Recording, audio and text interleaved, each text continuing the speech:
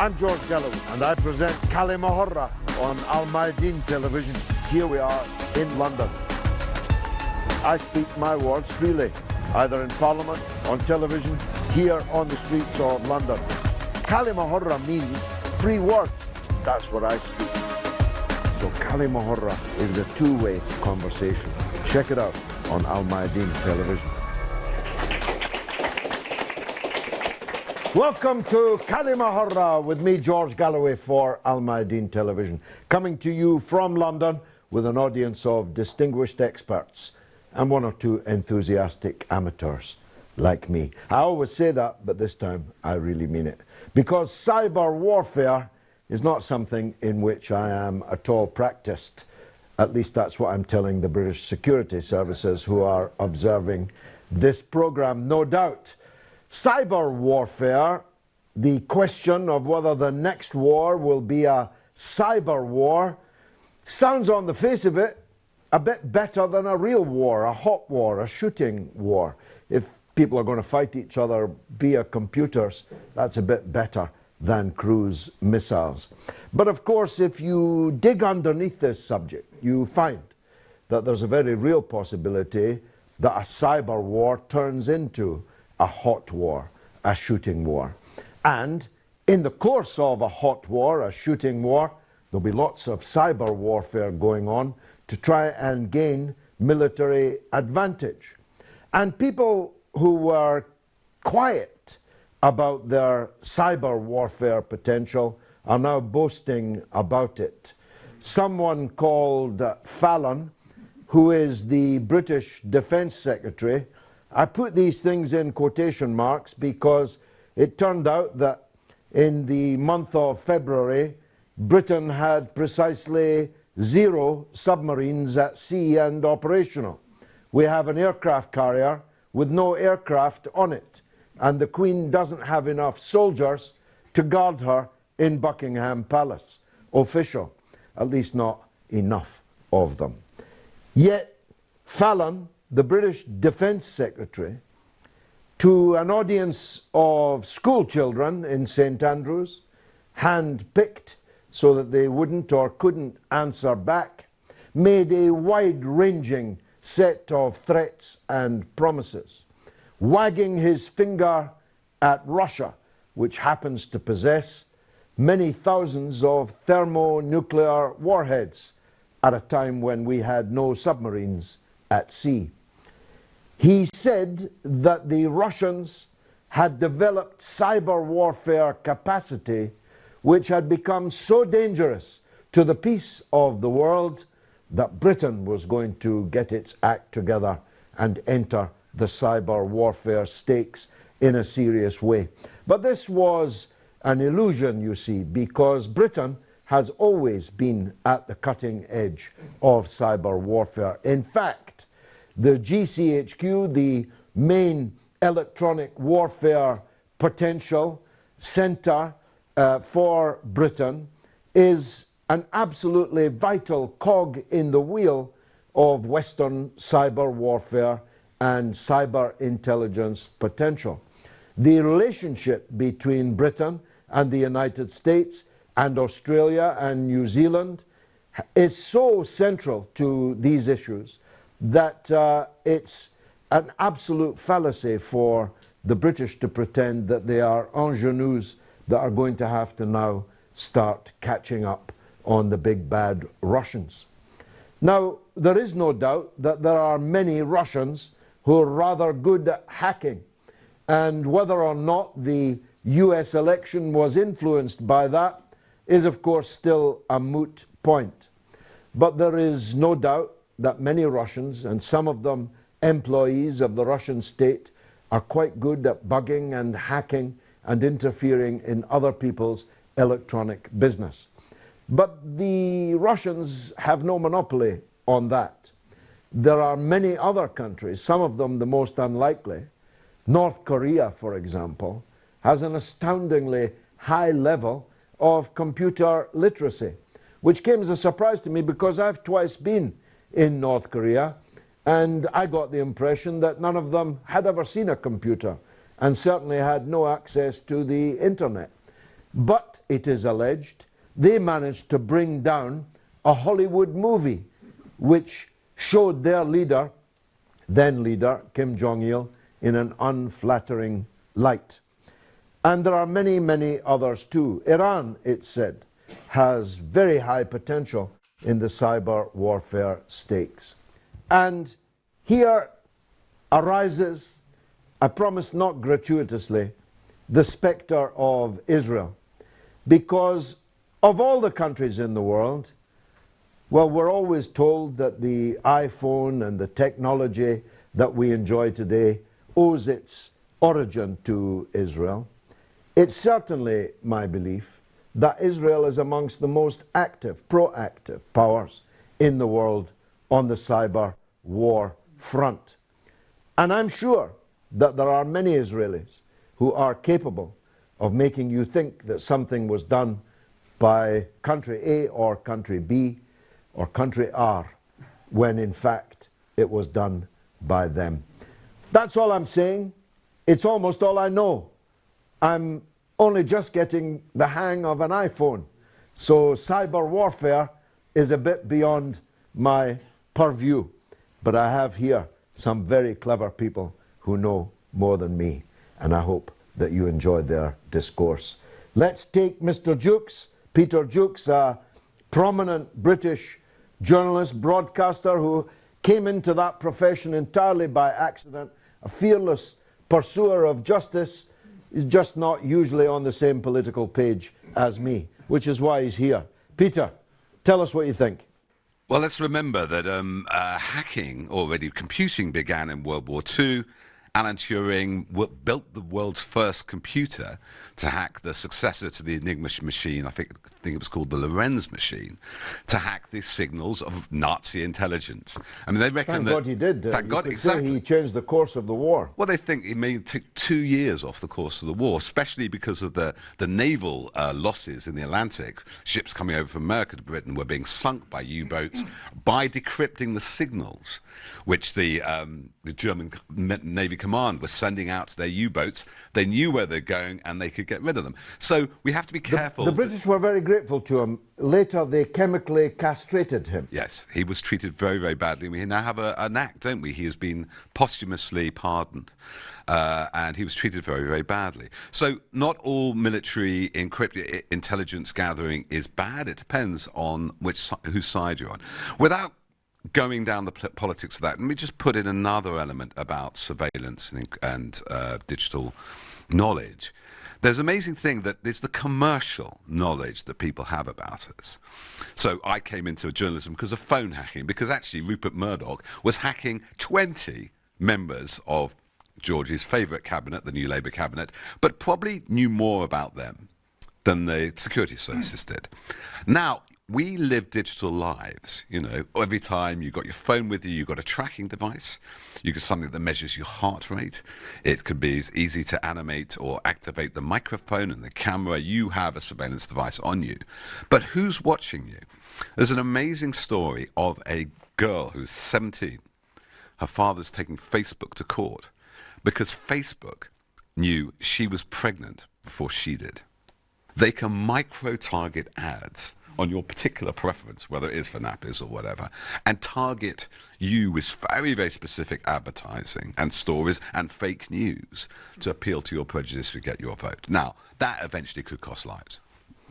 Fascinating. Charles Shoebridge, you know a great deal about these matters. You're a former military officer and a security specialist and expert, and I'm glad that you're here to help us with your perspective on this. Please tell us. I mean, Peter's raised, as always, important points, but I would disagree to the extent that this information isn't going to cause us problems or harm, because, of course, this kind of information is routinely also hoovered up, as the Snowden revelations demonstrated really clearly, that the National Security Agency, the equivalent of GCHQ, the British organisation you've just mentioned, working in tandem, and you're correct to say that they are working pretty much as one unit. GCHQ in Britain, because of the renowned expertise that this country has going back to the 1940s and before, and the National Security Agency in America working together, and of course also working together, it is alleged, with some justification, to circumvent the laws on data protection and data retention that are designed to protect citizens in simple ways. So, for example, the NSA, we know, was hacking organizations such as Google, Facebook, not so much Twitter because it's all out there anyway, but certainly email providers, so that we can say that pretty much what these companies for commercial gain have is also likely to be there as part of government databases. And this is a reason why these organizations such as Apple, Google and so on the face of it, are now going to court to actually try and prevent organizations like the NSA, GCHQ from having that kind of information. That isn't because they're particularly interested in our civil liberties or our privacy, which is the way they're marketing this. They, of course, as Peter's correctly stated, they see this, understandably, see this, this information harvesting as commercial property. They don't want it to go outside their control. Otherwise, if it's not just under their control, anybody can then use it for advertising. But it's not just, of course, about positive things, such as perhaps, as Facebook would put it, sending marketing according to our needs or our desires, somehow doing us some kind of favour. Also, of course, there at the same time, companies such as ISPs and so on, internet providers, they and the phone companies are hoovering up vast amounts of information about us on a regular basis, such as who we communicate with, what kind of websites we're looking at, and so on and so forth, who we're emailing, where the metadata that Peter's mentioned that your phone collects. This is all being retained now by law because of this so-called Snoopers Charter that the government has introduced in Parliament, now being retained for access by the security services, and incidentally around 30 other local government bodies, even councils in some cases, can have access to this information in the pursuit of so-called national security. All of this can be incredibly damaging. You imagine the scope for blackmail for the security services to find out, for example, that a cabinet minister's son is involved in some kind of sexual fetish, or perhaps is having an affair, or perhaps is engaging in far-right politics or something like this. This gives the security services the potential to blackmail. And having worked in this area, I, for one, know that one of the main ways you recruit people to your cause in this dirty world of intelligence is through blackmail. I want to add just one more point about the shooting war points you made. Cyber warfare now goes well beyond the collection and dissemination of information. That is what you correctly stated is a soft aspect to that. There is also very much a hard aspect to this, and this was demonstrated very clearly by this Stuxnet virus that was introduced in the last decade by Israel and America, a program that was inserted into Iran's nuclear enrichment program to physically damage and destroy, for example, centrifuges and industrial processes. It's now easily capable for state actors, or indeed very proficient commercial hackers, to actually implant viruses into industrial processes, especially control systems, which can have the same physical effect as the bombs and cruise missiles we're talking about. So, for example, you can shut down an enemy's communication systems. You can shut down an enemy's, for example, America could shut down Russia's, Russia can shut down America's. Not just banking systems and so on, which of course would cause massive economic damage, but also, for example, power systems. So you imagine the power systems of New York or London going down, the effect that would have on real life situations. It would cause many, many civilian casualties, collateral damage as we call it, if it's caused by a cruise missile. So these days there is a very real threat of cyber weapons actually being able to cause physical damages by not just destroying industrial processes, but also by targeting countries' infrastructures, which would have a very real impact in the physical world.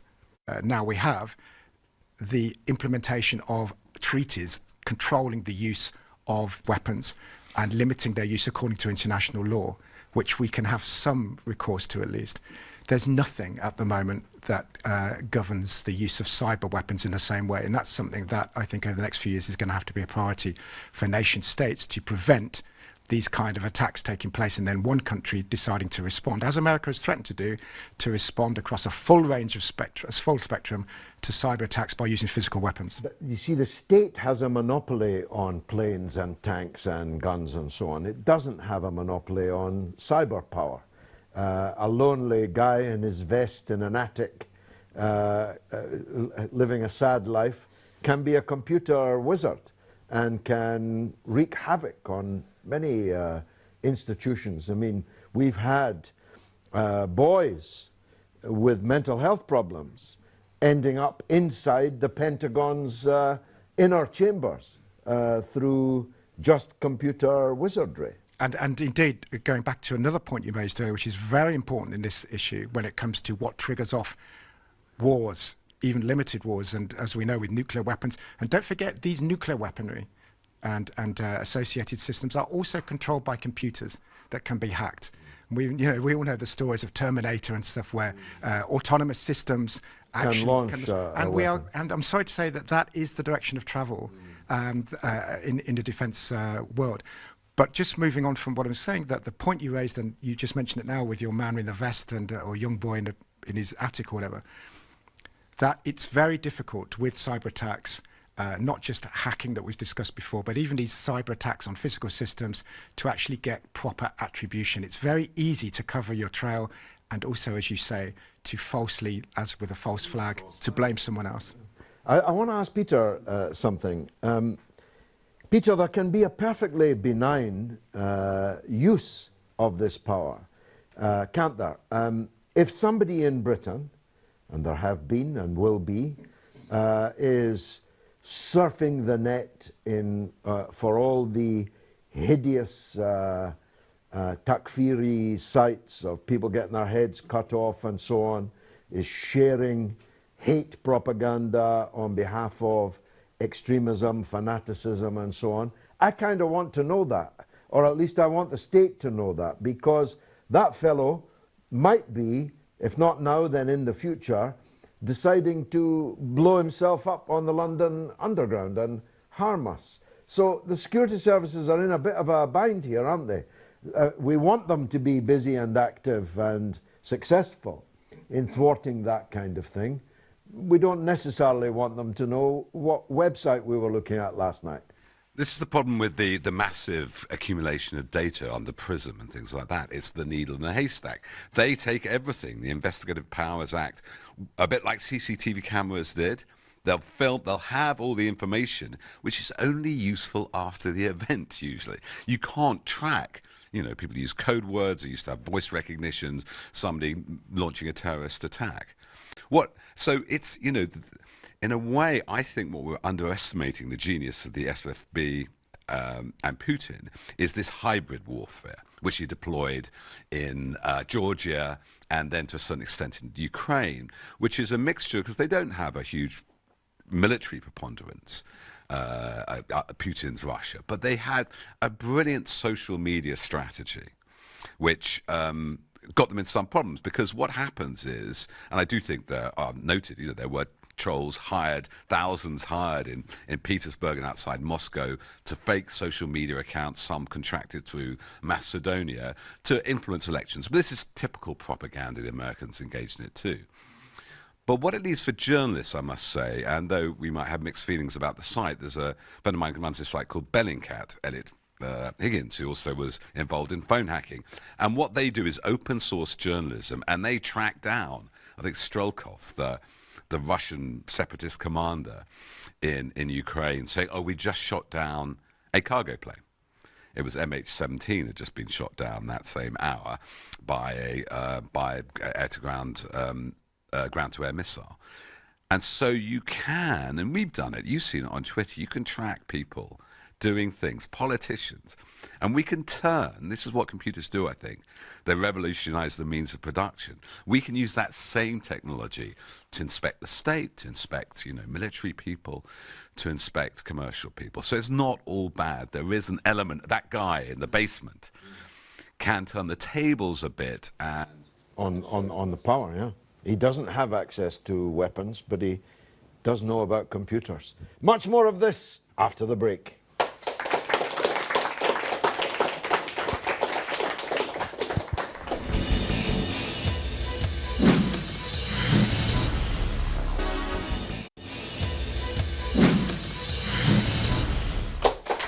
You're watching Kalimahurra with me, George Galloway, for Al Mayadeen Television, coming to you from London, discussing cyber warfare.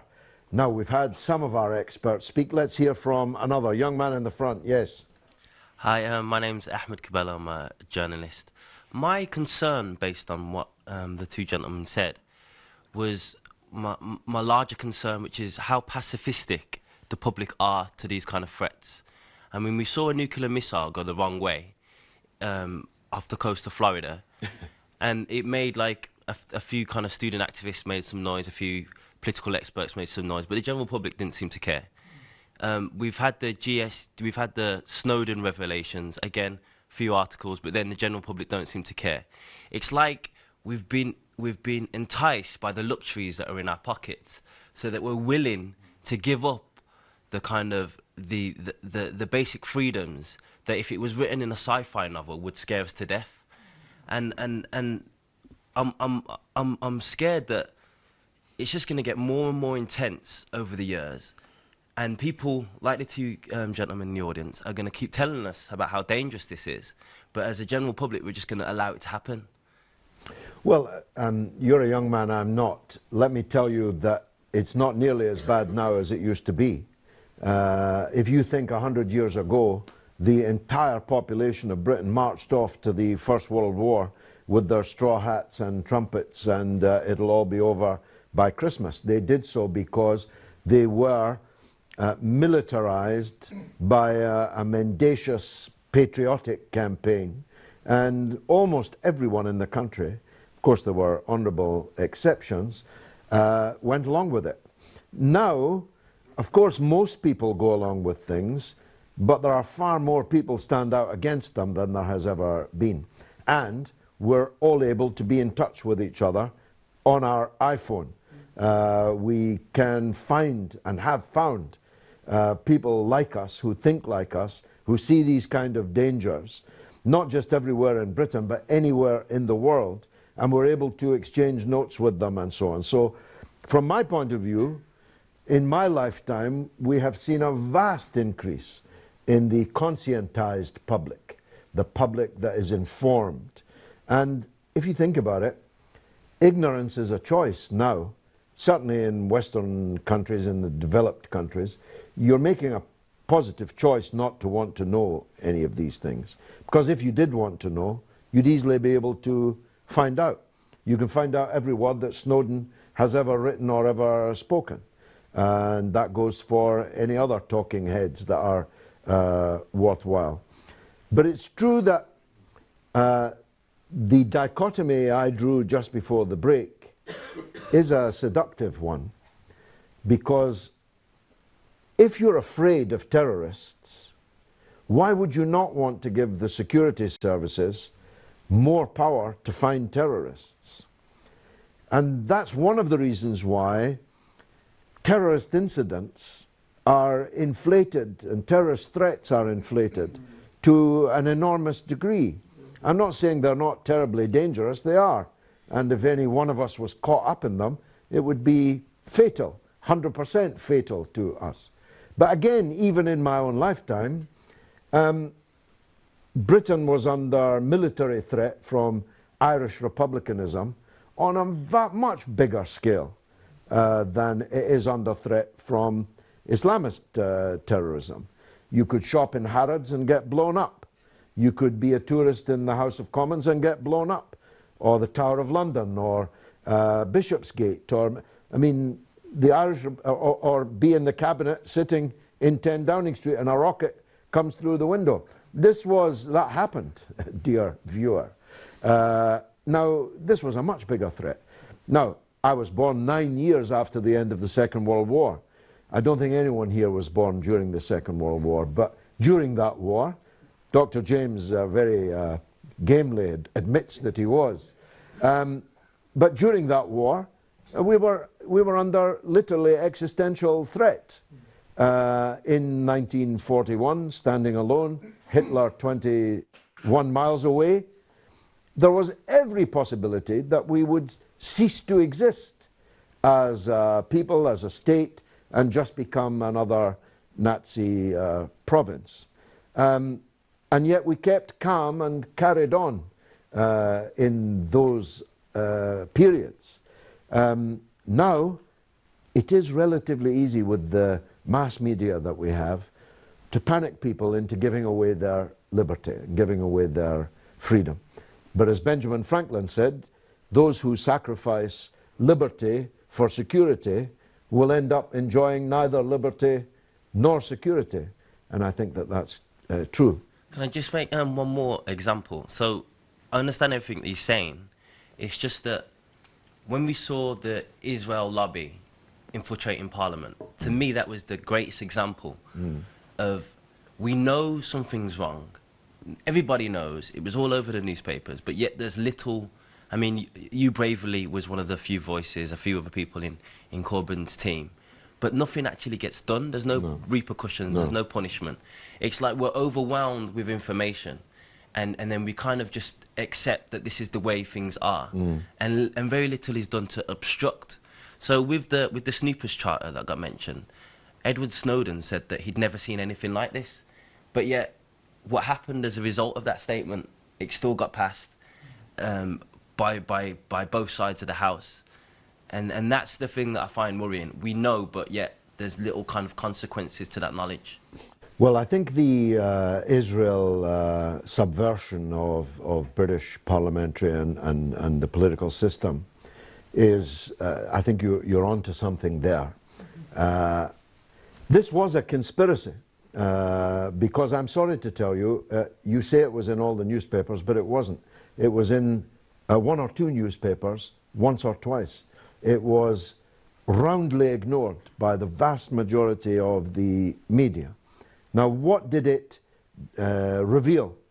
It revealed a foreign embassy telling British parliamentarians that they had secured more than £1 million for political purposes, involving a secret relationship between that foreign embassy and those parliamentarians to change the course of political decision-making in Britain, and to bring down a British minister, and to draw up a hit list of British parliamentarians. Now, I always find this a useful tool.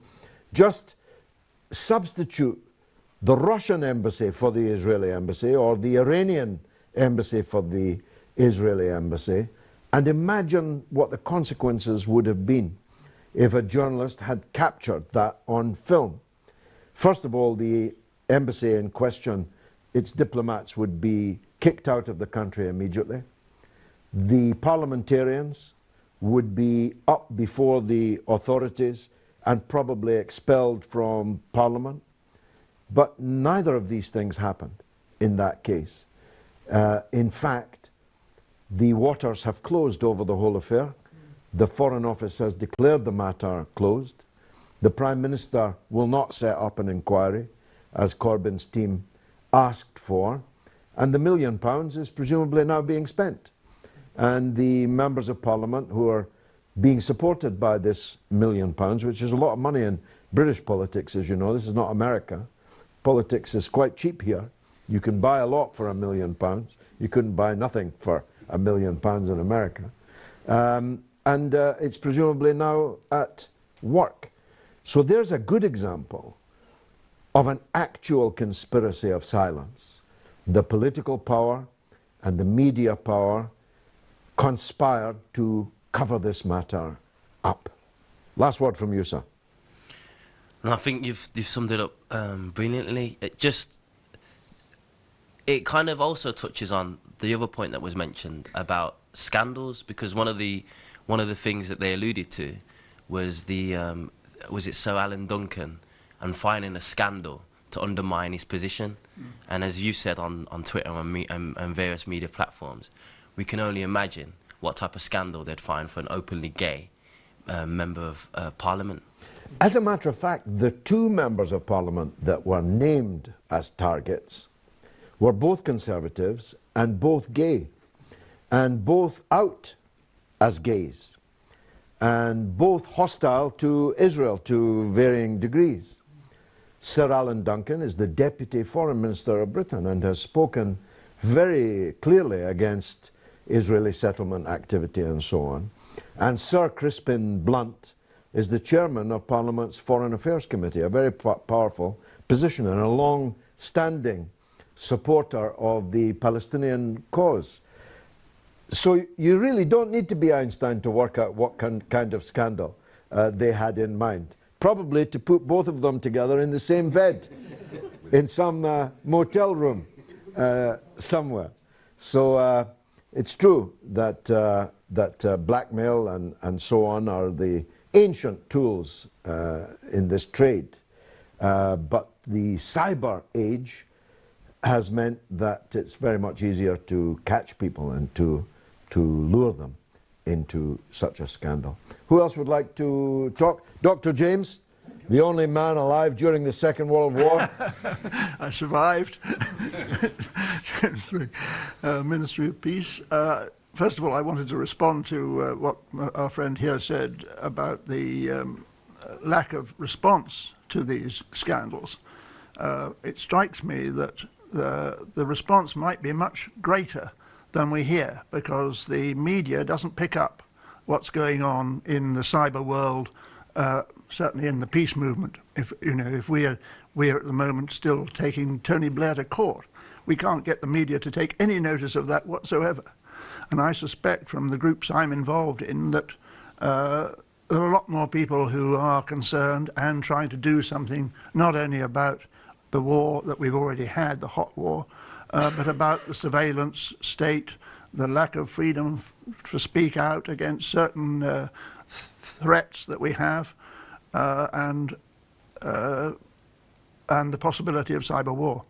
And I think that leads to an answer to your question, which is that there could be a kind of cyber peace warfare or cyber peaceware element in the population at large, which might form a sufficiently strong, I'm imagining this as I go along, a sufficiently strong body of opinion that will eventually get through to our political masters, either through the courts, possibly through some kind of, I don't know, threat. I hate to go any further than that. And that might then begin to change the way that the powers that be get away with it. But what I wanted to go back and reinforce what you were saying earlier about Stuxnet and the link between cyber controls and real warfare or real damage. Yes, there is as we saw in Iraq, it wasn't cyber warfare, but we saw a lot of telecommunications, power supplies, other services being put out just by EMD, electromotive forces from ordinary weapons exploding near them, let alone deliberate destruction. But even before that, Robert Maxwell was selling a piece of software called Promise to both the Iraqis and the Iranians. Not sure I'd buy a Promise from Robert Maxwell. No. Well, he was well known to be. He was rather less suspect in those days, in the 80s. It was only since then that we realised he was a Mossad agent. But the point was that we found later, didn't we, that software was not only enabling both sides to listen to the other side's communications between the military and the politicians and so on, but the Israelis were able to listen to it as well. And so that's 30 years old now. So if that was going on then, it doesn't take a lot of imagination to imagine how far they've got since. And Mr. Fallon, whatever his name, Fallon, said... Fallon, yes. ...the other day on... Not a household name. Not a household he said on Radio 4 a few days ago that Britain, America and Israel were leading the cyber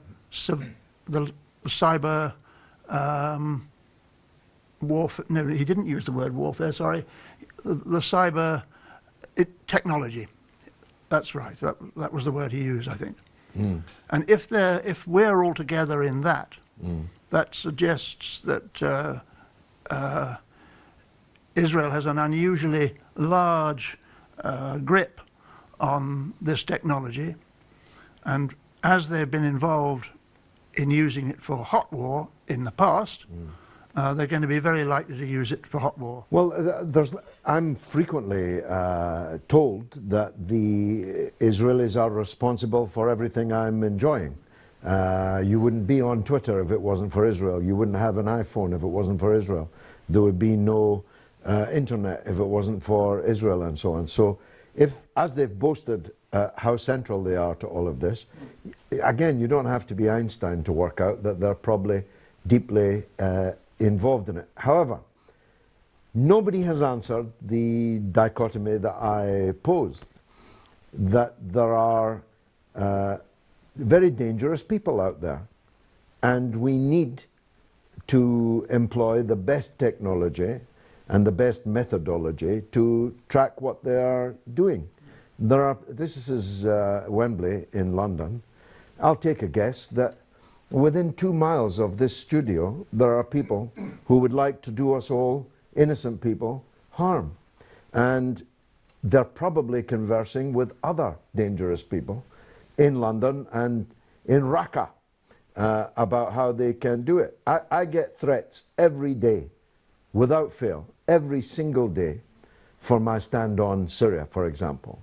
I'm usually threatened with a judgment day, and that in my case, the judgment day is coming soon, and all that kind of thing. Now, because it's me, the police do nothing about it. But I wish we had a security service that could find who's sending these death threats to a politician engaged in democratic politics in Britain. So all I'm saying is these developments have potentially good possibilities within them, as well as potentially bad. But we'll have to explore that after this.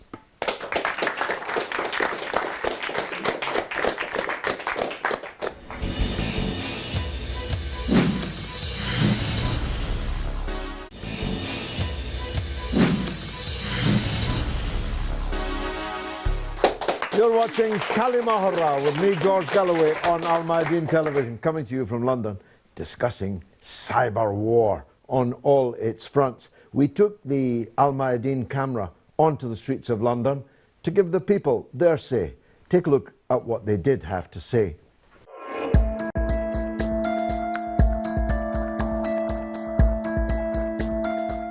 Should hackings be regarded as an act of war? Oh yeah, definitely. I think they should. If the hacking is legitimized by the government against another government, only in this condition, yes, it should be legalized as a war. I don't think anything should kind of be regarded as an act of war without reading into it more. I think it should be taken on a case-by-case basis. I think it depends on the type of hacking.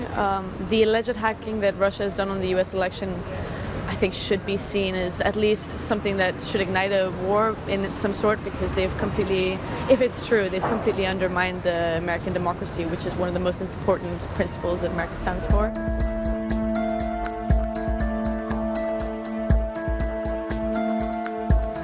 Does cyber war ignite a new arms race? Yes, it does. Yes, there's this idea that if we can hack into information, that's much more valuable than harming people's lives. It's not like the whole kind of spying of the world wars, for example, where it's very clearly countries against each other. This is people without faces who we don't know, with powers that we probably can't conceive. Does cyber war ignite a new arms race? It won't be the arms as we have seen before. There won't be patent tanks, there won't be nuclear weapons. The nature of the weapons will change. They will turn from hardware to software. But the weapons will be there.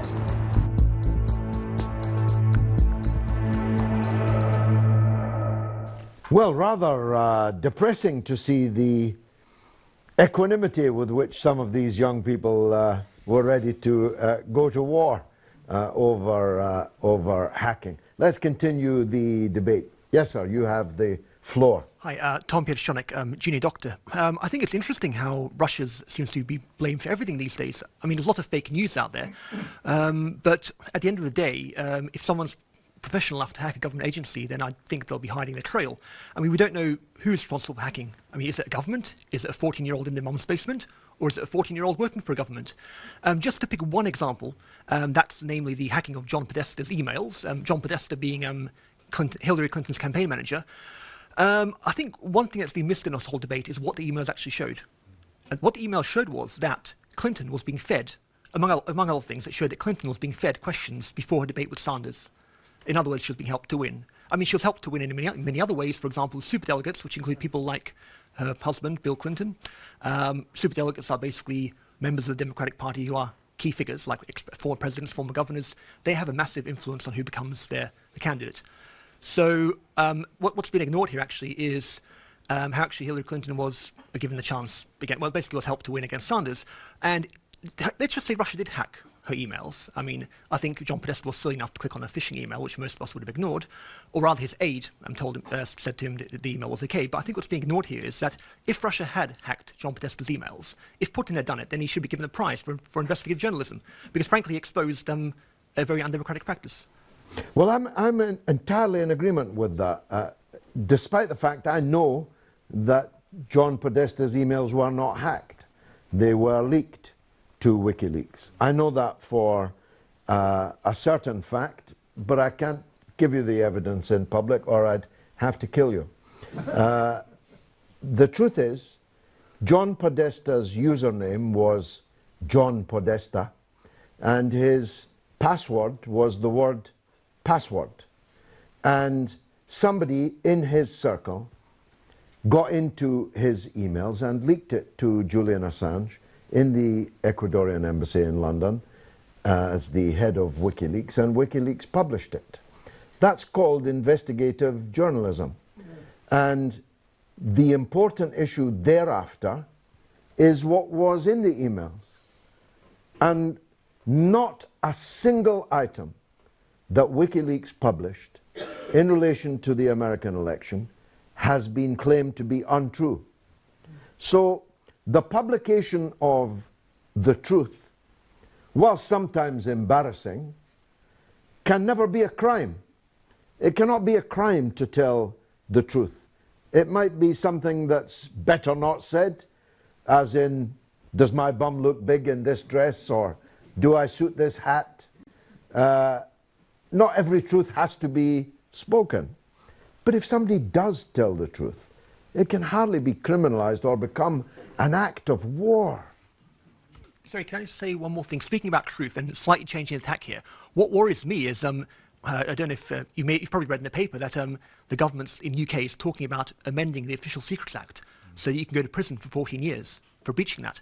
Now, correct me if I'm wrong, but I think the maximum prison sentence was 2 years up till now. And so 14 years, I mean, that's life effectively.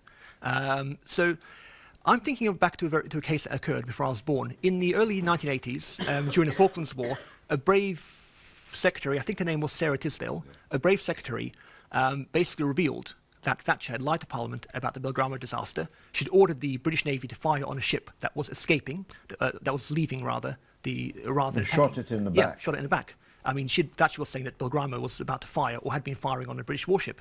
In fact, they were posing a threat. Now, Sarah revealed that Thatcher had effectively committed a war crime. She went to prison for 6 months. Nowadays, someone like Sarah could go to prison for 14 years. Well, she went to prison for 6 months because the editor of The Guardian gave up her identity to the authorities, the liberal Guardian, as you may recall. Now, Peter's getting very animated, and I like animated. It's good TV. I won't go into with the debating about the WikiLeaks Podesta emails, because there's lots of controversy around that, and I accept your assurance. You say there was a leak, but I think it's therefore but be wrong from that one instant to infer that Russia hadn't, or the FSB is not, it's the Putin government, a government of very poor track record in human rights and democracy, was not heavily involved in a lot of political machinations around that election. And the thing is, Peter, can I just say the money? Follow the money. I mean, basically, Putin, billions, I've tracked some of it, 20 billion coming through the Moldova to London. That a lot of that money... 20 billion? 20 billion on promissory notes through the... basically, it's a debt deal. 20 billion came through Moldova on a judge signing these two shell companies. We don't know where it's gone. We do know that some of that money ended up going to Marine Le Pen through a Czech bank. So we've got to look at where the money... I suspect some of the money to UKIP has come from Russia. And... ultimately, that's the data. It's not just about hacking emails. It's about, where the financial interest, because I think it's just a smart strategy of Putin's. He doesn't like the EU. It does pose a threat to him. And if I was him, I'd be seeking to undermine it. And so... Well, I'm undermining it for free. Yeah. And I can assure you, as someone who presents television programs for Russia Today, there's not 20 billion, and you've been on my show, and trust me, it's like getting blood out of a stone to get Peter Dukes' taxi fare for coming to the show. So I've got to be candid with you. I simply don't believe that the Russians have sent 20 billion anywhere. No. I don't think they've got 20 billion, and I don't think they'd be ready to spend 20 billion. And if there was money around, I'd know about it, because I was one of the leaders of the Brexit campaign. I work for Russia Today. And there's no money. They're keeping it quiet from me if there is. Go ahead. Now, that's the thing, because we're not talking about a normal state. I mean, it's Putin's cousin who's worth 6 billion, according to the Panama Papers. And his cello player, so his cellist friend, is worth 6 billion. This money it's power state. These are oligarchs who are moving money around. Sometimes they're working with the government, sometimes not. And this is the problem. We're actually, as somebody else said, actually on the Vox Pop, there are other forces. States, and this one point, I'll just end on this, and I'll bore you no longer. Apple is worth more than Poland. It's got more cash reserves than Poland. And so in this place where states and oligarchs and corporations can move around and shift allegiances very, very quickly, and I'm not accusing the Russian government per se, but oligarchs who are very close to the Russian government have definitely moved 20 billion. Well, give me their address. I'll go and see them, because I've got one or two causes that need a bit of financial support. But this raises, doesn't it, Charles, the issue that the young doctor, I must say it comes as quite a shock to know that a junior doctor wasn't alive in the Sarah Tisdale affair. It makes me feel very old. But the question he posed is, in a sense, echoed by Peter, that you don't actually know, and you cannot know, who done what in these affairs. It could have come from Russia, but that doesn't mean it's the Russian state. It could be a 14-year-old in Russia whose activities may not even have been known about by the Russian government. If there's money going around, it doesn't mean that it's the Russian state that is pushing that money around. And if all of that is true, and I think you'll concur with it, if all of that is true, it's equally possible that I can deliberately set up a trail that points to you when in fact it was me. It's very interesting in respect of Putin. This program isn't about Putin, this particular one, so I'm going to keep it really brief. The fact is that in respect of, for example, the Panama Papers, you had the paper, you mentioned the liberal paper earlier, The Guardian. The Guardian, for example, for day after day after day, splashed on its front pages about Putin, Putin, Putin with the Panama Papers, because Guardian was, of course, involved in the release of the Panama Papers, and in some respects has done a good job with that. But actually, Putin was not mentioned in these Panama Papers. And it was only after 3 or 4 days that the Guardian seemed to notice that actually David Cameron, our own Prime Minister at the time, was heavily mentioned in these papers. And so the fact that Putin has rich friends, you tell me a world leader that does not have rich friends, especially amongst our allies such as Israel, such as Saudi Arabia, such as Qatar. It's true that Russia, for example, does not have the same balance of democratic controls and balances in place, as, for example, a country like Britain supposedly, at least on paper, does have. But again, that applies to the vast majority of the world's countries, including countries such as Ukraine, very similar in its social and economic structures to Russia, and indeed in the power that some of its oligarchs, not least its president, have in terms of financial clout in places such as London, along with countries such as Qatar, Israel, Saudi Arabia, our old friends. And so I think what can be said on one can be said of another. But it's absolutely clear that when you look at our media, it has enemies which it chooses to use as whipping boys. That's to say to attack the whole time. And those enemies seem to be, by, they would say, coincidence, exactly the same so-called enemies that our governments have in the West. And therefore, a blind eye is turned to, for example, what Saudi Arabia is doing in countries like Yemen. And then somehow Russia is called a dictatorship, but Saudi Arabia, of course, is called a kingdom, something nice and friendly and warm and cozy that we can all relate to. Let me just come back to one question that our friend the doctor raised about the Official Secrets Act. It's a very important point that he's just raised that has had almost no media coverage. It's had some. I didn't know it. But it's sent a chill down my spine. There is the point that he's raised. It's a good point. Obviously, I would say trebling. Of course, it's more than trebling. Whatever times 7 is, from 2 years to 14 years for the maximum sentence. Yeah, I don't. Even I think you said 40, didn't you? 14. 14. Oh, that's a bit of a relief. But yeah, some of us probably haven't got 14 years. But what I would say is it goes much further in other ways as well, because, for example, it introduces new crimes of doing economic harm. So, for example, if you disclose information as a government employee or even somebody related to a government employee, that could be said to cause economic harm to the interests of the United Kingdom. You come now, or you will come now, it hasn't been introduced yet, the law, but you will then come within the remit of that act. Let's say somebody whistleblows about British Aerospace, for example, a company that's central to Britain's so-called economic well-being, selling arms to Saudi Arabia to use to kill civilians in Yemen.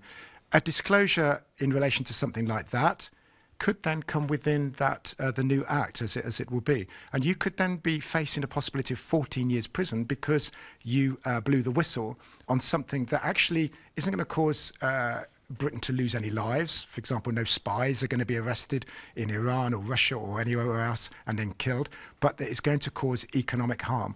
And so this is the kind of thing that really, where the media has a role to play, but generally doesn't play it. Can I just answer one more point?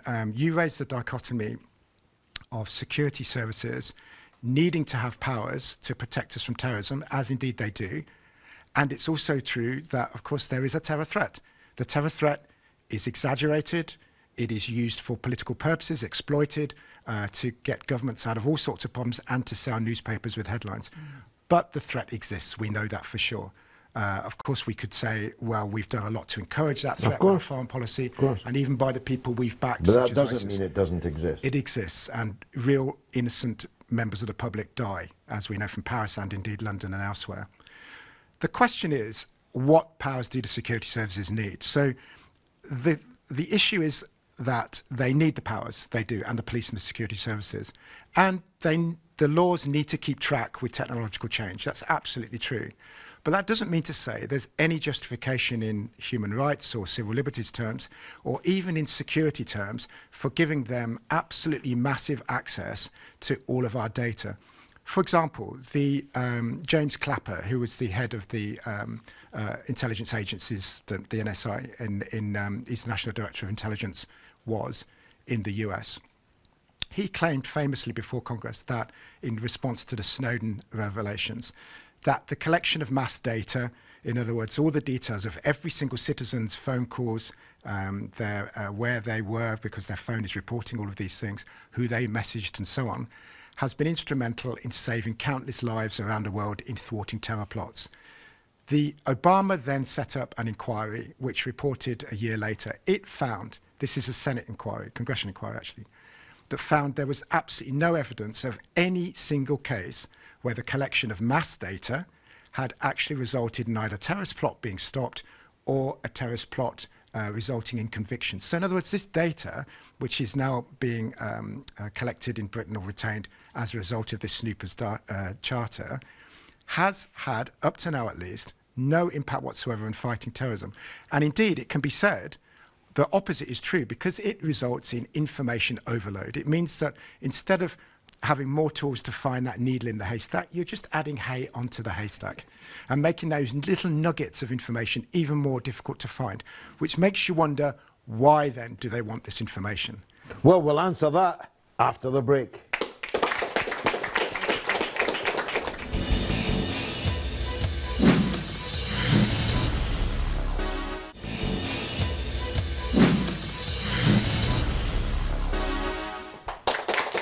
You're watching Kalimahara with me, George Galloway, for Al Mayadeen Television.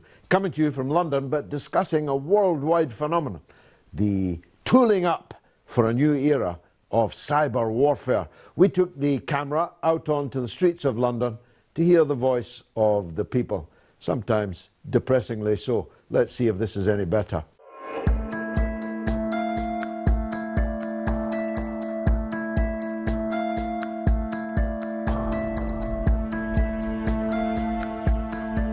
What do you think America's national security has on you?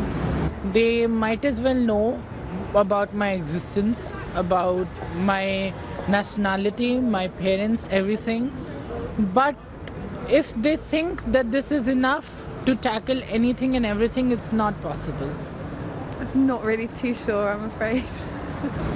Probably a lot. You know, like Facebook and Google and your phone and your computer, they know everything about you.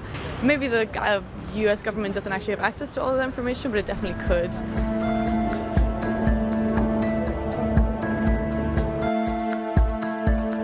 Who watches the watchers? So far as I can assume, they must be having some higher authority to have a look over them.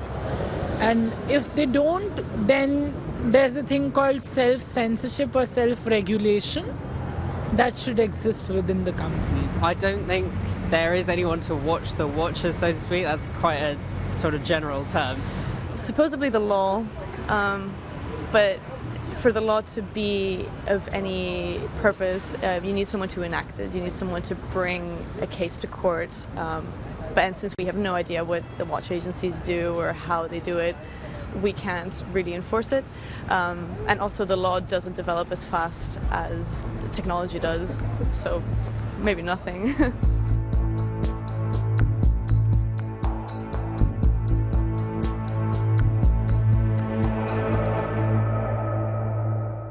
How fascinating, I must say. Rana, before I come to you, may I just ask Charles this point on what was said there?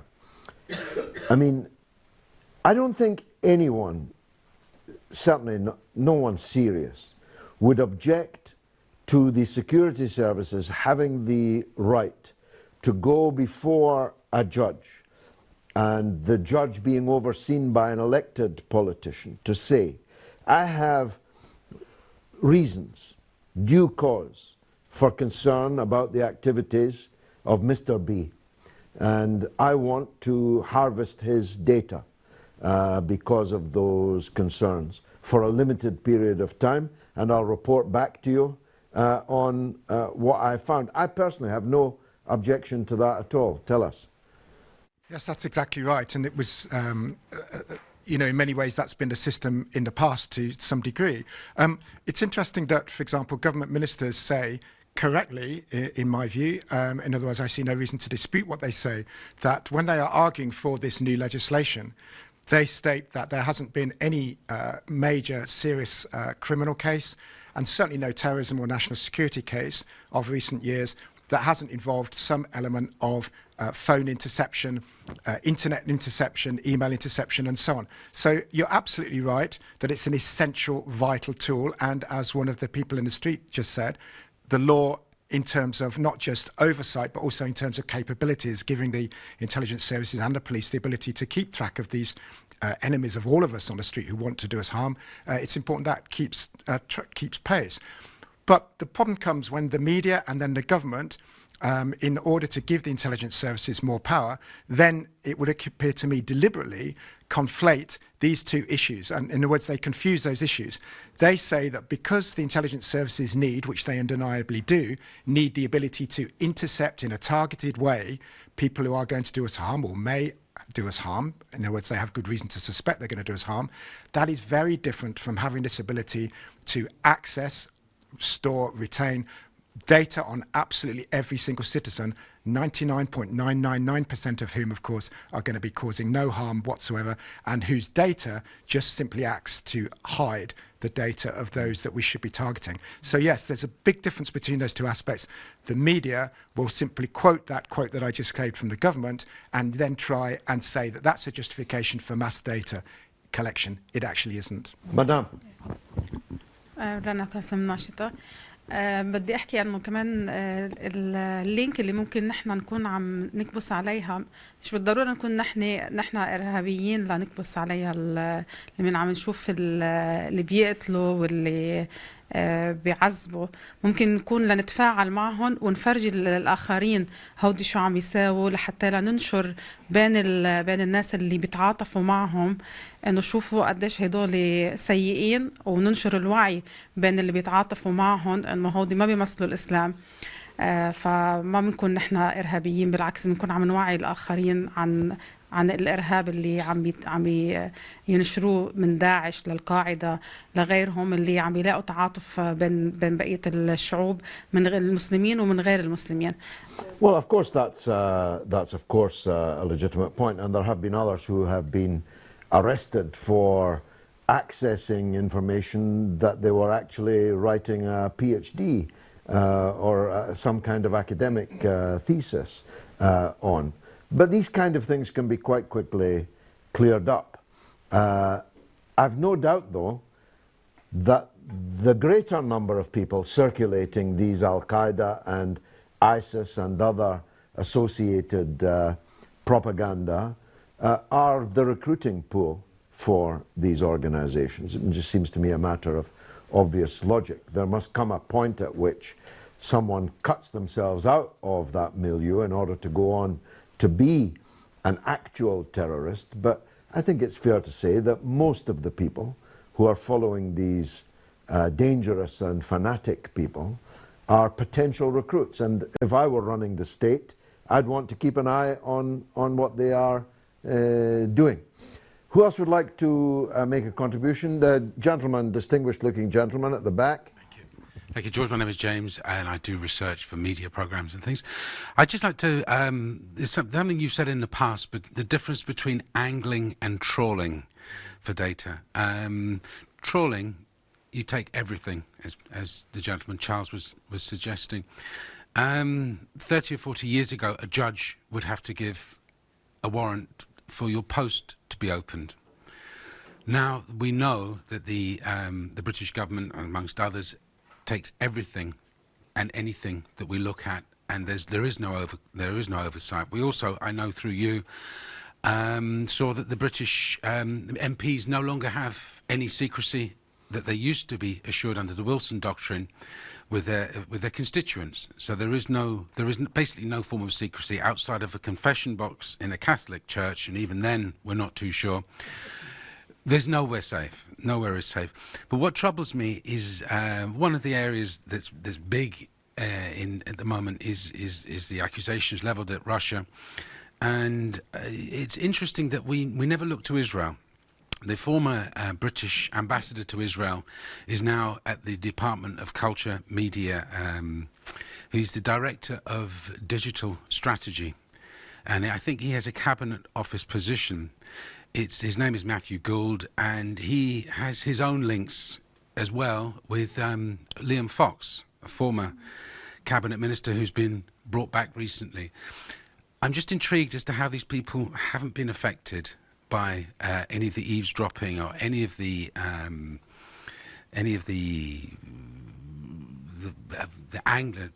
trawling of information that's out there. Why? How is Liam Fox back on the front bench? How is Liam Fox unaffected by many allegations about his involvement with the Israeli Mossad agency about many of his things. I don't wish to focus on that specifically, but I'm going to give it as an example, as opposed to the many allegations which Peter, the gentleman at the front, was discussing to do with Russia. Now, if we compare and contrast the two, if you, as you were saying, insert one name instead of another, all hell would break loose. Absolutely, yeah. Well, we don't know, of course, everything that is known about any individual or what use has been put to it.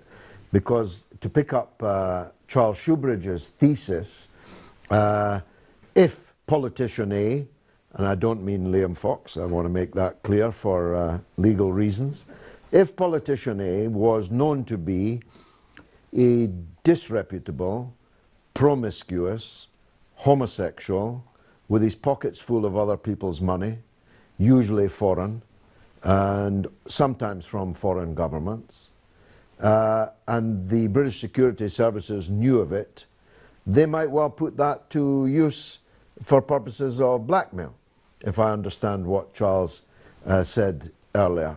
It's not that they don't know or don't care about it, but they use the fact that they have that information, which is shameful, or would be shameful and disgraceful, to ensure that that politician toes a certain line. It's like I said here earlier before. People say to me, aren't you afraid of being blackmailed? And I answer, I don't do things of which I would be ashamed. I, no doubt, go to the lavatory like anyone else, and I'd be embarrassed if it ended up on the front page of the paper, but I could not be ashamed of it. Or as I put it more colourfully, if you caught me in bed with my wife, I would be embarrassed. But if you caught me in bed with your wife, I'd be ashamed. And so would you. There's a difference between embarrassment and shame is what I'm trying to say.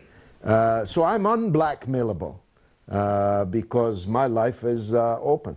And in the end, if you must know everything about me, go ahead. I don't actually do anything of which I'm ashamed. Please, Peter. Just because I've been cited again, I completely abhor what...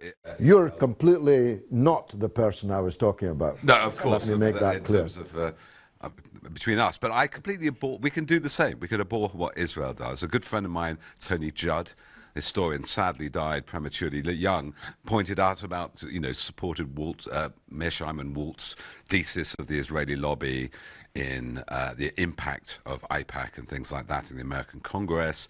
He, though his family had survived the Holocaust, had people demonstrating outside in Holocaust survivors, was banned from the Polish embassy. And you just think something you've got to do is actually, in this multipolar world, be quite multipolar sometimes about our criticism and abhor it all. And that's one thought I just think about what you're saying about shame and embarrassment. I think the warfare, cyber warfare, is going to happen in our heads more than anywhere. And here's an example. I mean, there's a great quote from Andy Warhol, who said once, one day we'll all be famous for 15 minutes. That's now been revised to, one day we'll be private for 15 minutes.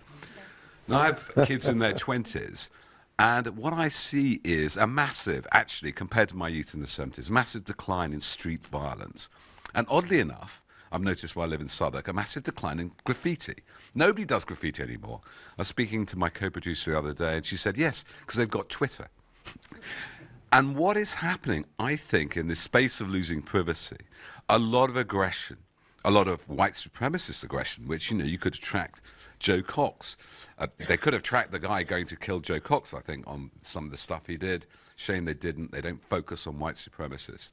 But actually, a lot of this violence is verbal and mental. And what I've noticed with kids in their early 20s, they're much more peaceful. They're much more literate. Worldwide literacy is going up massively. But they get incidents of mental illness. So in a way, there's higher spike in mental illness because these voices, I think the warfare is becoming almost a psychic warfare inside ourselves. And that's where strange forms of violence are happening. Obviously not physical violence, but I think that's where the front line is. That's a brilliantly profound note on which to end what has been a very interesting discussion.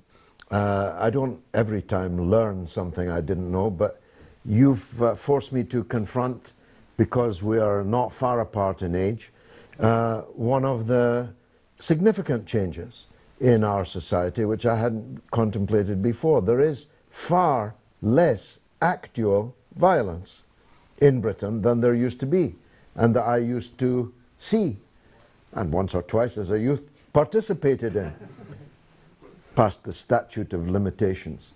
But there's lots of violent talk, and lots of violent thought, and lots of violent words written. It's been marvellous. I hope you enjoyed it. Thank you.